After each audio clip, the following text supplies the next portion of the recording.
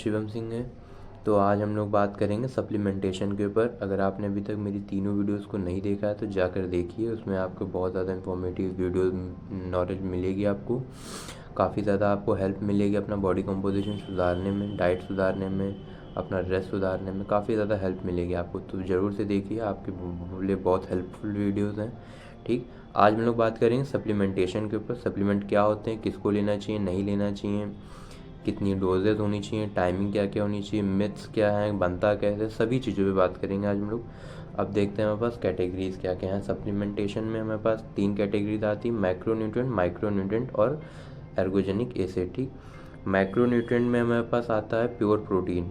Pure protein में हमारे पास आएगा वे और कैसीन। ठीक, और हमारे पास आता है प्योर फैट। प्योर फैट में हमारे पास होता है फिश ऑयल, एल्गेल ऑयल। ठीक, और हमारे पास माइक्रोन्यूट्रिएंट में पास वाइटमिन और मिनरल्स होते हैं। ठीक, एर्गोजेनिक एसिड में हमारे पास आएगा क्रिएटिन एंड कैफीन। तो आज हम लोग इस पे भी बात करेंगे। ठीक, अब आगे बढ़ते हैं। आगे हम आप सबसे पहला प्रोडक्ट आता है वे प्रोटीन, जिसको लेकर के मार्केट में बहुत ज़्यादा मिथ है काफ़ी लोगों के पास इसके खिलाफ कि बहुत ही ज़्यादा गंदा प्रोडक्ट होता है, या आपकी मिथ है इसके बारे में कि आपकी पेट में आकर के पथरी कर देगा। ठीक, आपके खून को पानी में बदल देगा। बहुत ज़्यादा ये लोग कहते हैं कि आपकी हड्डियाँ गला देगा।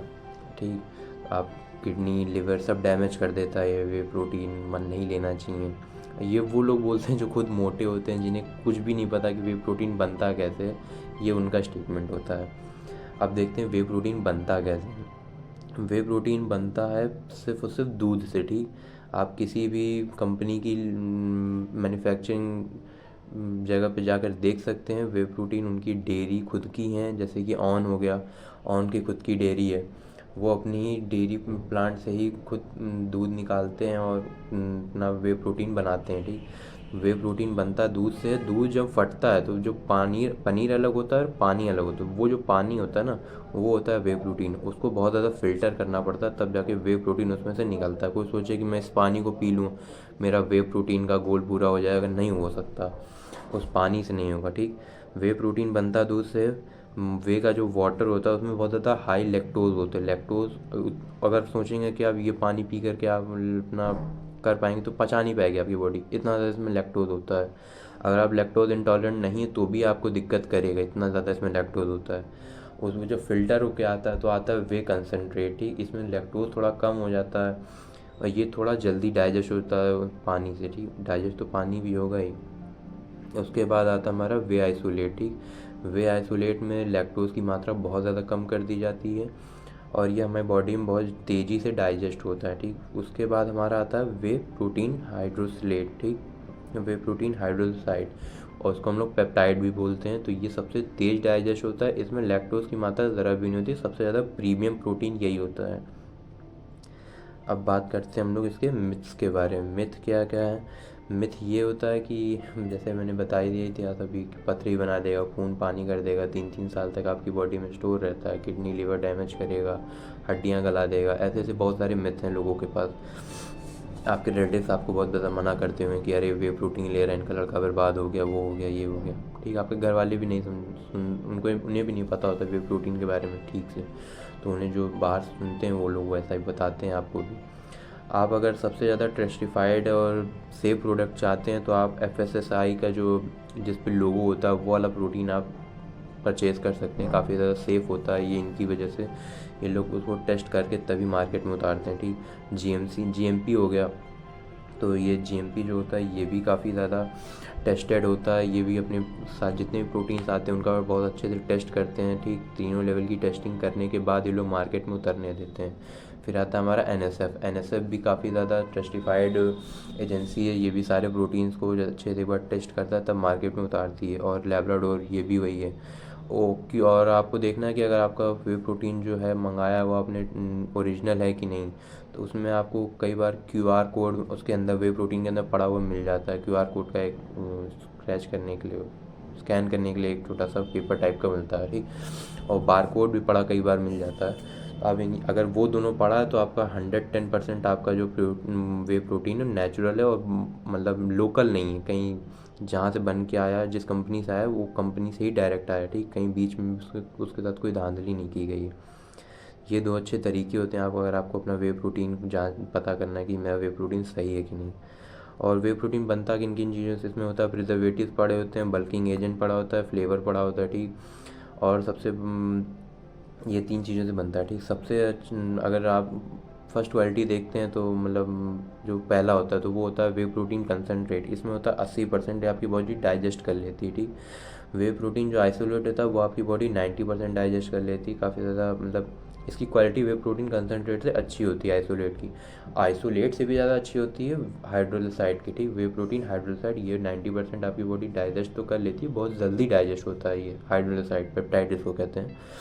वे ब्लेंड में एक आता है, वे ब्लेंड भी आता है, तो उसमें 4 ऑप्शन मिलते हैं आपको, ठीक। 4 में एक तो सबसे ज़्यादा जो रिकमेंडेड और सेफ प्रोडक्ट होता है वो होता है वे प्रोटीन आइसोलेट और वे प्रोटीन हाइड्रोलाइसाइड का कॉम्बो यानी ब्लेंड में, ठीक। अगर आप कभी भी लें तो वे प्रोटीन आइसोलेट और वे प्रोटीन हाइड्रोलाइसाइड का जो कॉम्बो होता है वही लीजिएगा। वे प्रोटीन कंसनट्रेट और आइसोलेट और इन सब का मत लीजिएगा, क्योंकि ये कंसनट्रेट के नाम पे आपको ज़्यादा से ज़्यादा चार्ज करते हैं। अब हम लोग नेक्स्ट देखते हैं, तो नेक्स्ट टॉपिक है हमारा फ़िश ऑयल और एल्गेल ऑयल, ठीक। फ़िश ऑयल और एल्गेल ऑयल में हमें क्या क्या मिल जाता है, ये एक मैंडेटरी सप्लीमेंट नहीं है। अगर आप चाहते हैं कि आपका जो है फ़िश ऑयल से, अगर आप नहीं चाहते तो मत लीजिए, कोई दिक्कत नहीं है, ठीक। अब इसमें हम लोग बात करेंगे EPA और DHA पे, ठीक। EPA का फुल फॉर्म होता है इकोसा पेंटा एनोइक एसिड और DHA का होता है डेकोसा हेक्सा एनोइक एसिड, ठीक। तो ये इन दोनों का जो कॉम्बो करते हैं तो वो हमें होना चाहिए 1000 मिलीग्राम पर डे, इसकी हमें नीड होती है, ठीक। फ़िश ऑयल और एल्गल ऑयल अगर आप ले रहे हैं तो मेरा सजेशन यही रहेगा कि आप ट्रिपल स्ट्रेंथ वाला लीजिएगा और EPA और DHA वाला मिक्स करके लीजिएगा, ठीक। तो इससे आपकी स्ट्रेंथ बहुत ज़्यादा बढ़ेगी और आपको बॉडी में बहुत ज़्यादा फ़ायदा देगा, ठीक। अब ओमेगा 3 क्या होता है, ओमेगा 3 अगर आपके कुछ कुछ लोगों के होता है जिनके बहुत ज़्यादा हाई इंटेंसिटी पे कभी कभी चले जाते हैं तो उनके जॉइंट्स में पेन आने लगता है, वो जॉइंट्स का पेन ओमेगा 3 दूर कर। काफ़ी ओल्ड एज लोगों को भी जॉइंट्स में पेन होता है, उन्हें मैं ओमेगा 3 सजेस्ट ज़रूर करूँगा। ये काफ़ी रिकवरी में बहुत ज़्यादा फ़ायदा करता है ओमेगा 3। एल्गेल ऑयल में एक आता है 300 से 700 आयु की, वो एक आयु मतलब इंटरनेशनल यूनिट इसकी वो होती है, ठीक। जैसे mg होता है वैसे आयु होता है इंटरनेशनल यूनिट, ठीक। इसका 300 से 700 आयु की अगर आप फ़िश ऑयल और एल्गेल ऑयल मिक्स करके लेते हैं तो बहुत ही ज़्यादा बेनिफिशियल है आपके लिए। अब हम लोग देखते हैं वाइटामिन और मिनरल्स यानी माइक्रोन्यूट्रिएंट पर। Micronutrient needed for optimal functional, ठीक। एक तरीके के एंटीऑक्सीडेंट होते हैं ये और बोन डेंसिटी पे भी बहुत अच्छा वर्क करते हैं। अब हम लोग एंटीऑक्सीडेंट क्या होते हैं ये भी देख लेते हैं। एंटीऑक्सीडेंट में हमारे पास विटामिन सी आएगा विद बायोफ्लेवोनाइड एंड रोसिप्स, ठीक। और आता है हमारा विटामिन ई यानी डी अल्फ़ा टोकोफेरॉल। तो विटामिन सी की डोजेज हम लोग देख लेते हैं, 2 से 4 ग्राम पर डे के हिसाब से अगर आप लेना चाहें तो मैंडेटरी सप्लीमेंट नहीं, मैं बार बार कह रहा हूँ। अगर आपका मन हो तभी लीजिएगा, अगर आपको नीड है तभी लीजिएगा। इसकी टाइमिंग देख लेते हैं कब कब लेना चाहिए, डिवाइडेड इनटू 2 से 4 ग्राम, 4 टाइम में आप 1 ग्राम करके ले सकते हैं through out the day, post workout और बेड टाइम। आप पोस्ट वर्कआउट ले लीजिए या फिर आप सोते टाइम इसको ले सकते हैं। विटामिन ई देख लेते हैं, डी अल्फ़ा टोकोफेरॉल, ठीक। तो इसकी डोजेस क्या होती हैं, 600 से 800 आयु यानी इंटरनेशनल यूनिट, ठीक। यही इसकी डोजेस सेट की गई हैं। पोस्ट वर्कआउट ले लीजिए या फिर आप इसको बेड टाइम भी ले सकते हैं। और एक और चीज़ दिखाता हूँ, हाँ, बोन डेंसिटी पे आते हैं हम लोग। बोन डेंसिटी में हमारे पास 3 सप्लीमेंट आते हैं, मैंडेटरी सप्लीमेंट नहीं, मैं फिर से कह रहा हूँ। कैल्शियम सिट्रेट मैलेट, ठीक। कैल्शियम सिट्रेट मैलेट की डोजेस क्या होती हैं, 500 mg होती है एलिमेंटल ट्वाइस अ डे। आप इसको चाहते हैं तो ट्वाइस अ डे पे भी ले सकते हैं। इसकी जो टाइमिंग रहेगी पोस्ट ब्रेकफास्ट एंड लंच में रहेगी। अगर आप विटामिन K2 MK7 ले रहे हैं तो ये आप ले सकते हैं 200 mcg ट्वाइस अ डे, ठीक। और इसकी टाइमिंग रहेगी post breakfast and lunch. Magnesium लेते हैं तो मैग्नीशियम में आप मैग्नीशियम सिट्रेट या फिर आप ग्लिसरेट ले सकते हैं। मैंने भी ली है, ये तीनों मैंने लिए वैसे, जब मैं दिल्ली में था तभी मैं तीनों ले चुका हूँ। तो अब ये डोजेज़ पे बात करते हैं हम लोग। डोजेज़ में हम इसकी देखते हैं तो 1000 से 200 mg आप इसकी डोजेज ले सकते हैं। तो अब टाइमिंग की देखते हैं कब हमें लेना चाहिए। तो बेड टाइम ले सकते हैं, सोने से 8 घंटा बेड टाइम फॉर और 8 आवर्स और after the calcium intake, calcium लेने के 8 घंटा बाद या फिर बेड टाइम पर आप इसे ले सकते हैं। विटामिन डी की बात करते हैं। विटामिन डी जैसा कि हमें काफ़ी सारे डॉक्टर्स भी रिकमेंड करते हैं कि आपके विटामिन डी आपको सूरज से लेनी चाहिए। तो आपकी एक आधे घंटे की तो सनबाथ होनी चाहिए पर डे के हिसाब से। और विटामिन डी की वजह से कैल्शियम एब्जॉर्ब होता है। सबसे मेन बात तो ये है कि अगर आपको कैल्शियम ले रहे हैं, कब बाद आप कैल्शियम का सप्लीमेंट ले रहे हैं, तो आपको कैल्शियम तभी एब्जॉर्ब होगा जब आपकी बॉडी में विटामिन डी होगा। ठीक, विटामिन डी आप सनलाइट से ले सकते हैं, दूध हो गया, कई सारे प्रोडक्ट से आपको विटामिन डी मिल जाएगा, सप्लीमेंट से भी मिल जाएगा। विटामिन डी से की वजह से ही हमारा कैल्शियम एब्जॉर्ब होता है। कैल्शियम जब एब्जॉर्ब होता है तो हमारा विटामिन K2M7 जो भी मैंने थर्ड वाला बताया, सेकंड वाला बताया सप्लीमेंट, ये विटामिन K2MK7, इसकी वजह से हमारी बोन में कैल्शियम जाता है। जब हम विटामिन डी लेंगे तो हमारा कैल्शियम बॉडी में एब्जॉर्ब होगा। ठीक, अभी हमारी बोन उनमें गया नहीं है। जब हम विटामिन K2M7 लेते हैं, विटामिन के लेते हैं मेनली, विटामिन के, ठीक, तो विटामिन के लेंगे तभी जा कर के हमारी बॉडी में, बोन में वो जा कर के एब्जॉर्ब होगा कैल्शियम। ठीक, बहुत ही मेन पॉइंट था ये। क्रिएटिन सप्लीमेंट पे बात करते हैं। इसको भी लेकर मार्केट में बहुत ज़्यादा मिथ है, बहुत ही ज़्यादा, कि क्रिएटिन भी आपकी किडनी डैमेज कर देता है, लिवर डैमेज कर देता है, ये भी आपकी बॉडी में बहुत ज़्यादा जाके स्टोन बनाता है। अगर आप क्रिएटिन ले रहे हैं तो आपको पर डे के हिसाब से 5-5, 6-6 लीटर पानी पीना पड़ेगा। ऐसा कुछ नहीं होता है।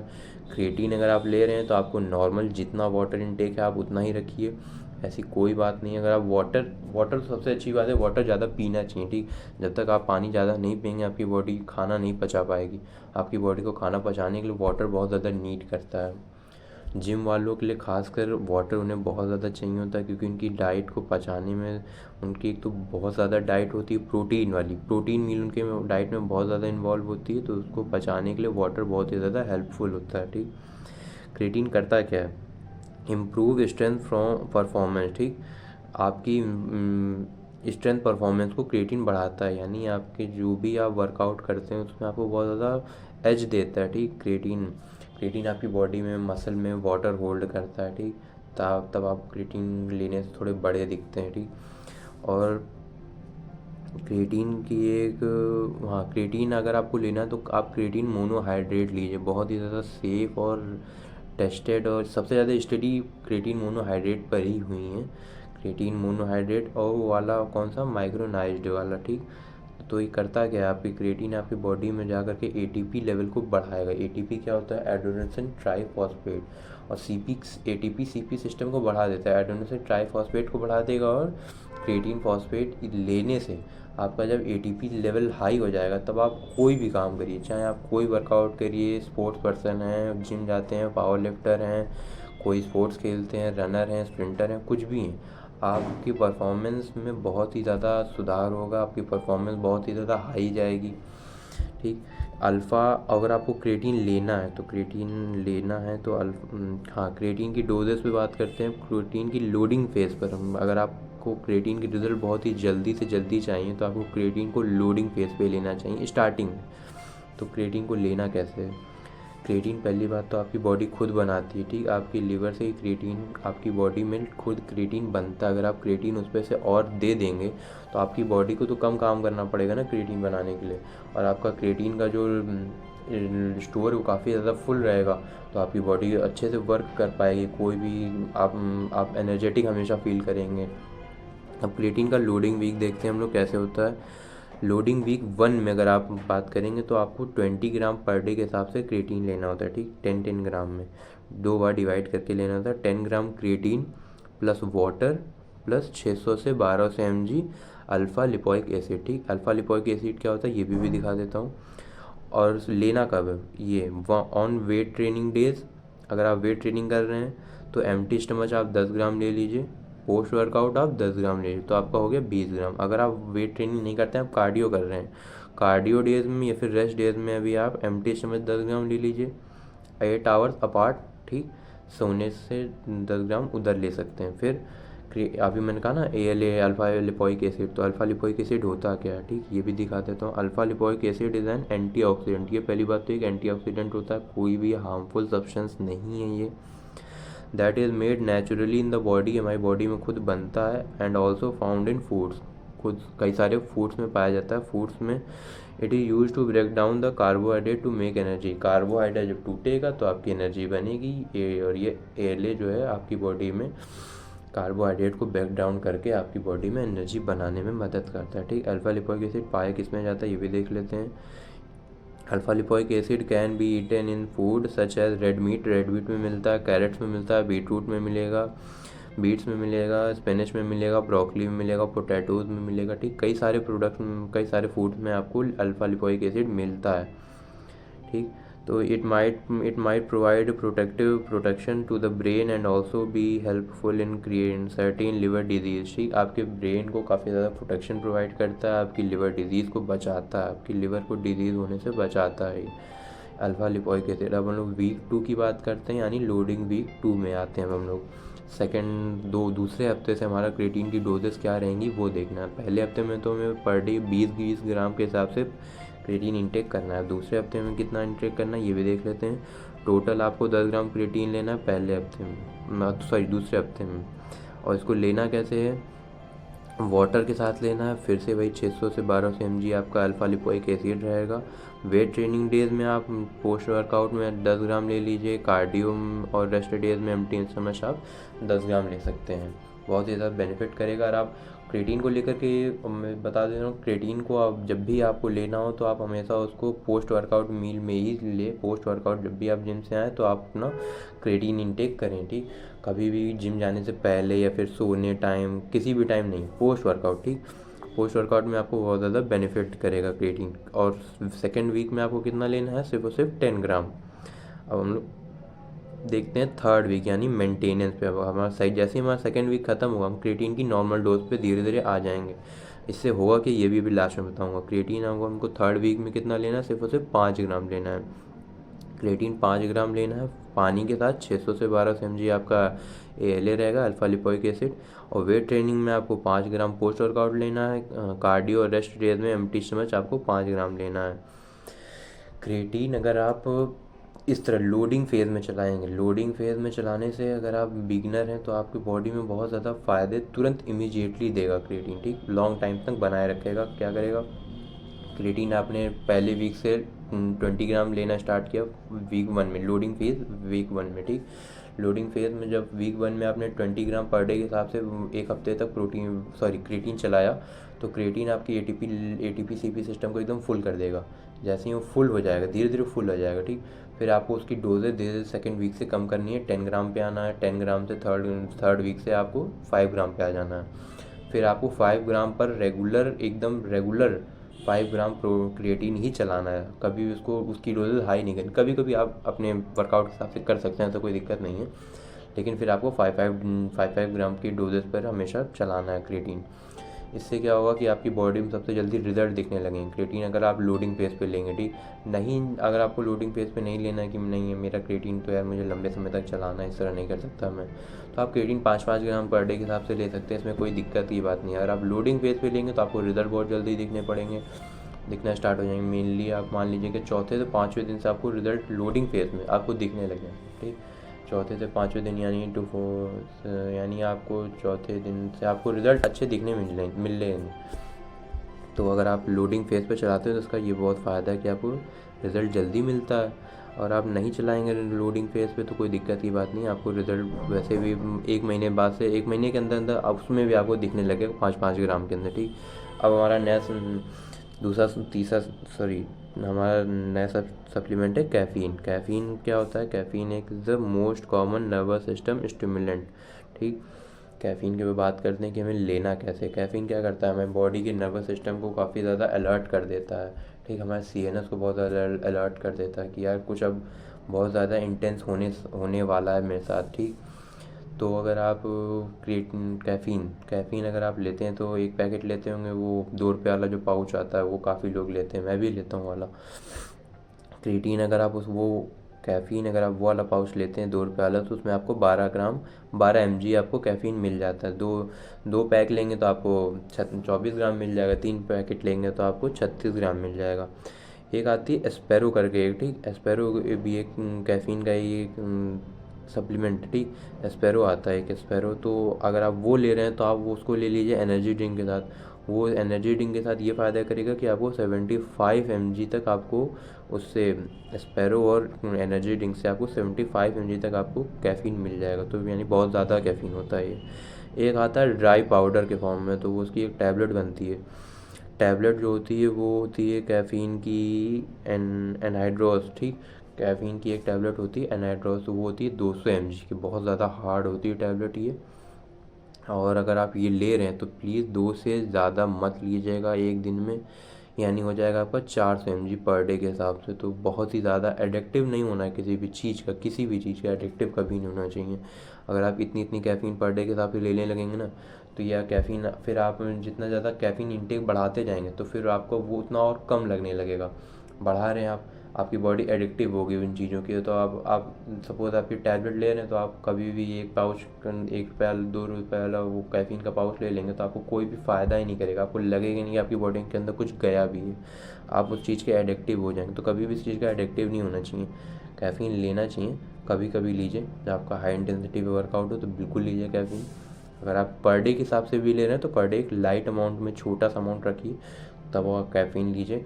प्री वर्कआउट भी एक बहुत अच्छा सप्लीमेंट है, वो चाहें तो उसके साथ ले सकते हैं, कोई दिक्कत की बात नहीं है। तो मैंने कुछ लोगों को देखा है कि भाई वो सब 400 से ज़्यादा कैफ़ीन, मतलब 500-600 ग्राम तो mg तक कैफ़ीन लेते हैं वो, बहुत ही ज़्यादा एडिक्टिव हो जाते हैं वो लोग कुछ चीज़ों के। तो कैफ़ीन जो है अलर्टनेस में हेल्प करता है, ऐसा नहीं है, आप चाहें तो workout, intra workout, during workout ले सकते हैं, लेकिन इतना ज़्यादा एडिक्टिव नहीं होना है कैफ़ीन का, ठीक। कैफ़ीन के हम लोग डोजेज पे बात कर लेते हैं। तो डोजेज 1 से 3 सर्विंग लेनी है 200 mg तक, एम्प्टी स्टमच, ठीक, बहुत ज़्यादा फ़ायदा करते हैं एम्प्टी स्टमच में। Pre workout and before during workouts, pre workout में भी आप इसको ले सकते हैं कैफ़ीन को, ठीक। गैप रखना है 4 से 5 घंटे का बिफोर सर्विंग, सर्व करने से बिफोर 4 से 5 घंटे का आपको गैप रखना है। Not giving beyond 6 hours before bed time to avoid insomnia, अगर आप सोने जा रहे हैं तो उससे 4 से 5 घंटे पहले मत लीजिएगा, आपकी नींद को बहुत ज़्यादा डिस्टर्ब करेगा, उस दिन आप सो नहीं पाएंगे। कैफ़ीन ले कर के, कैफ़ीन के बेड टाइम के जितना आप क्लोज कैफ़ीन लेंगे उतना ज़्यादा आपको दिक्कत करेगा, आपको सोने में बहुत ज़्यादा दिक्कत होगी, ठीक। तो आज का हम लोग का सप्लीमेंटेशन टॉपिक यहीं ख़त्म होता है। अब हम लोग मिलते हैं नेक्स्ट वीडियोज़ में। अगर आपको इसमें से किसी भी प्रोडक्ट से रिलेटेड कोई भी चीज़, कोई भी बात नहीं समझ में आई है तो आप मुझे कमेंट कीजिए, मैं उसका ज़रूर से ज़रूर जवाब दूंगा। अगर आपने इस वीडियो को आप पूरा देखिएगा तो आपको बहुत ज़्यादा चीज़ें समझ में आ जाएंगी, बहुत सारी चीज़ें आपकी मिथ्स दूर हो जाएंगे। आपको जो भी मिथ हो, जो भी क्वेश्चंस हों इससे रिलेटेड या फिर किसी भी चीज़ से, फिटनेस से रिलेटेड, तो आप मुझे कमेंट कीजिए, मैं उसका ज़रूर आंसर करूँगा, ठीक। Thank you.